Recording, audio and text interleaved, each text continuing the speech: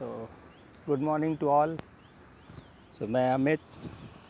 आज की सुबह 27 मार्च 2021 सभी को मेरा सहृदयात्मक नमस्कार।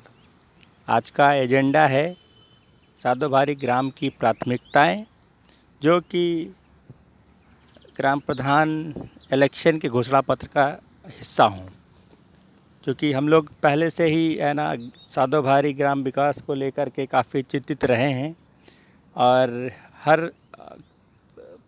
संभव प्रयास रहा है कि इस कैसे हम इसको विकसित करके आगे लेकर के जाएं, जिसमें सभी का समग्र विकास हो।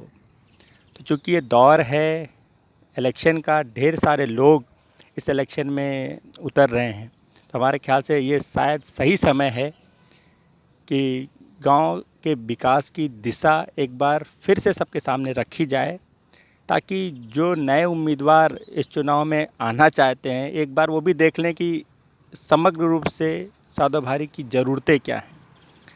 हमने पहले भी इस एजेंडे को क्लियर किया था कि हम चाहते क्या हैं।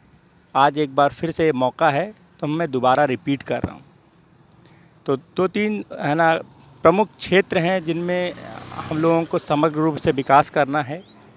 पहला एक कि कैसे गांव की इनकम को बढ़ाया जाए, दूसरा स्वास्थ्य कैसे इम्प्रूव किया जाए, तीसरा बचत की योजनाओं को कैसे इम्प्लीमेंट किया जाए, चौथा है जो लोग सरकारी योजनाएं जो भी ग्राम प्रधान के थ्रू आती हैं उनका सही रूप से और ज़रूरतों के हिसाब से जिनमें लोगों की निष्ठा हो उस पे ध्यान दिया जाए।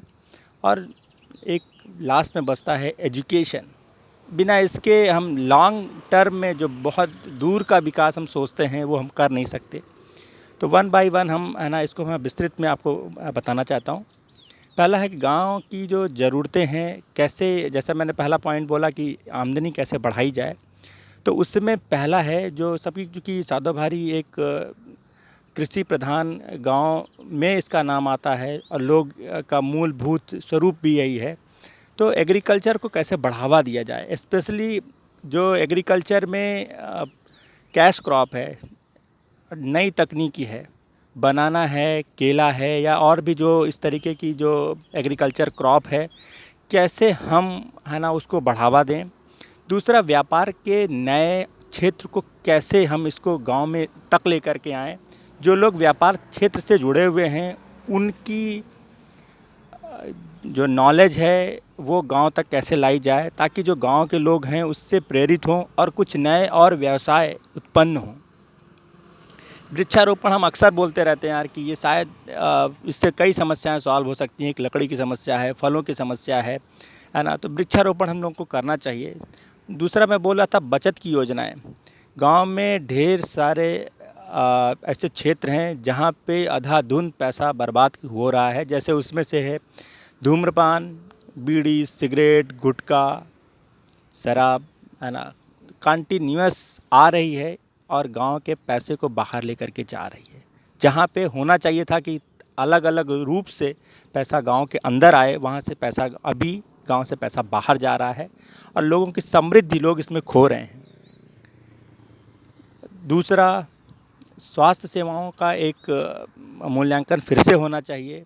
अक्सर है ना लोग देखा जाता है कि गांव में कि वो बीमार पड़ते हैं, उनका जो बचत का पैसा रहता है वो गांव से फिर से बाहर हो जाता है और एक मेडिकल कॉस्ट आज की डेट पे काफ़ी महंगा है। तो ये कहीं ना कहीं है ना गांव की समृद्धि को डाउन कर रहा है।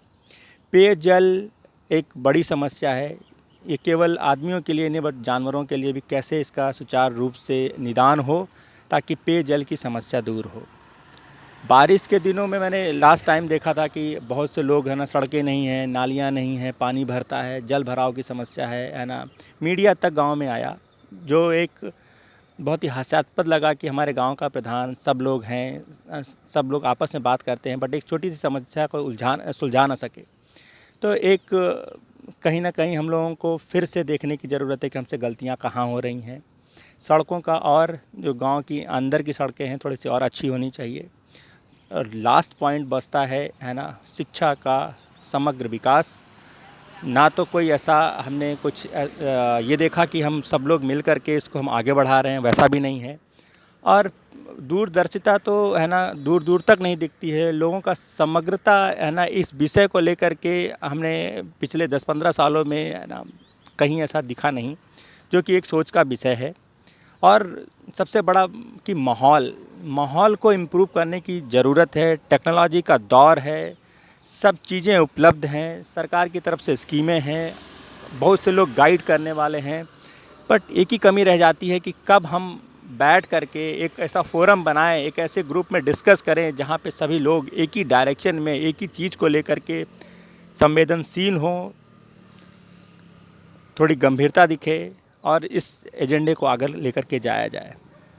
और एक और है जो लास्ट पॉइंट रहेगा वो कि ग्राम प्रधान का ये मतलब नहीं होता है केवल गांव की स्कीमें जो सरकारी माध्यम से आ रही हैं उनको क्रियान्वित करना।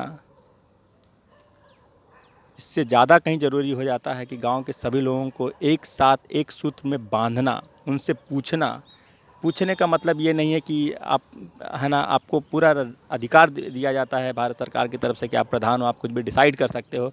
बट जब तक लोगों का विश्वास किसी एक चीज़ से नहीं जुड़ता है ना, तब तक विकास बहुत अधूरा रहता है ना।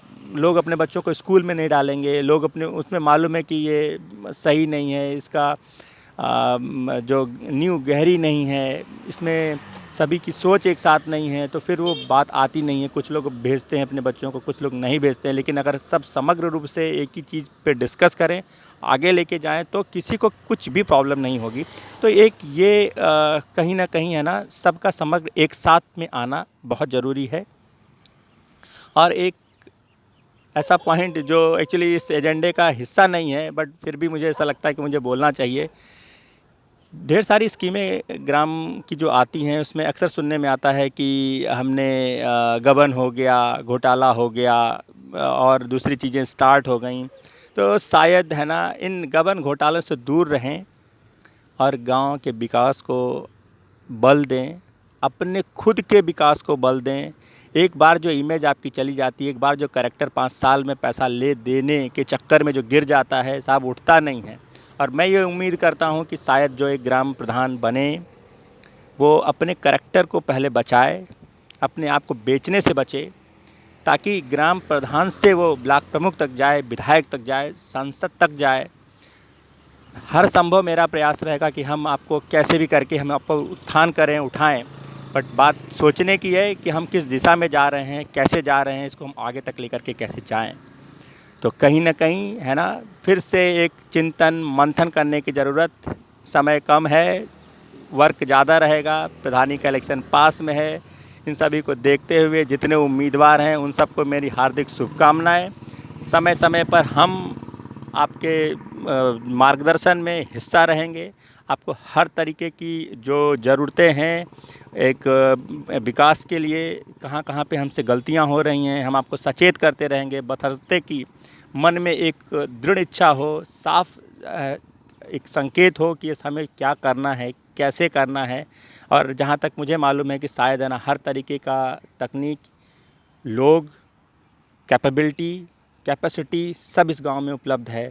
तो मेरी इन्हीं शब्दों के साथ में एक विनम्र आह्वान कि इसको अपने एजेंडा पत्र में रखें और इसके अनुरूप कार्य करें। जहाँ तक हो सकेगा हम आपकी हर संभव प्रयास करेंगे। अमित, तो मेरा सभी को नमस्कार एंड जय हिंद।